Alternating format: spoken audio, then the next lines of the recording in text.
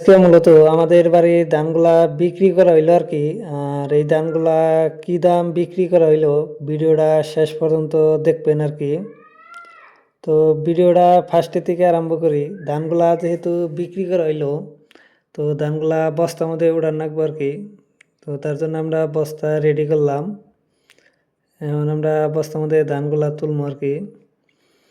আর এনে দেখতেছেন কিন্তু প্রত্যেকটা বস্তায় প্লাস্টিক বস্তা, আর আমরা প্রত্যেকটা প্লাস্টিক বস্তায় ধানগুলা লোড দিব আর কি।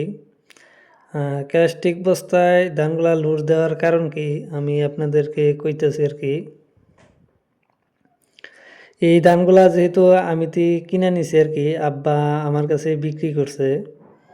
তো আমাদের বাড়িতে যেহেতু বস্তার অভাব নাই আর কি, অনেক বস্তা এইগুলা দানার বস্তা জানেন তো, হয়তো অন্য ভিডিও দেখাইছি আর কি যে আমাদের বাড়িতে গরু আছে। তো যেহেতু দানা খাওয়াই, তো দানার বস্তা অনেক থাকে। আর খেয়াতে যেহেতু সার ব্যবহার করি, তো সারের বস্তাও অনেক থাকে আর কি। তো বস্তা তেমন নষ্ট হয় না, তাই ভাবলাম যে কিছু বস্তা খাটাইয়ে দিই আর কি। আর এই বস্তাগুলা খাটানোর কারণ উদ্দেশ্য হইছে, যেহেতু এই ধানগুলা আমি আইডিত দিব আর কি। আর আইডিত দিলে বস্তাগুলা মোটামুটি পরবর্তীতে আর ব্যবহার করাটা সম্ভব হয় না। বস্তাগুলা যেহেতু মুখ কাইটে হেলায় আর কি। তো বাইরে থেকে যেগুলা ধান কিনি, সেই ধানগুলা মূলত আমরা পাটের বস্তা ব্যবহার করি। পাটের বস্তা ব্যবহার করার কারণ হইছে আমরা সেই বস্তায় আবার মাকইয়ের সিজনে মাকইত ব্যবহার করবো আর কি। সেই জন্য মূলত পাটের বস্তা ব্যবহার করি। আর এনে কিন্তু আমাদের প্রায় ৮ বিঘা জমির ধান আছিল আর কি।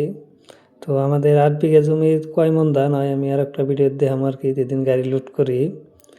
তো আর এনে দেখতেছেন যে আমরা প্রত্যেকটা বস্তা লোড করে রাখছি আর কি, কিন্তু বস্তাগুলা এইভাবে সেলাই হবো না আর কি। প্রত্যেকটা বস্তায় ৪১ কেজি ২০০ গ্রাম করে ধান কাটা করে বস্তা সেলাই মারা লাগবে আর কি, যেহেতু আইটির নিয়ম এটা। তো ভিডিওটা ভালো লাগলে লাইক কমেন্ট শেয়ার করবেন। তো আজকের মতো ভিডিও এইটুকুই।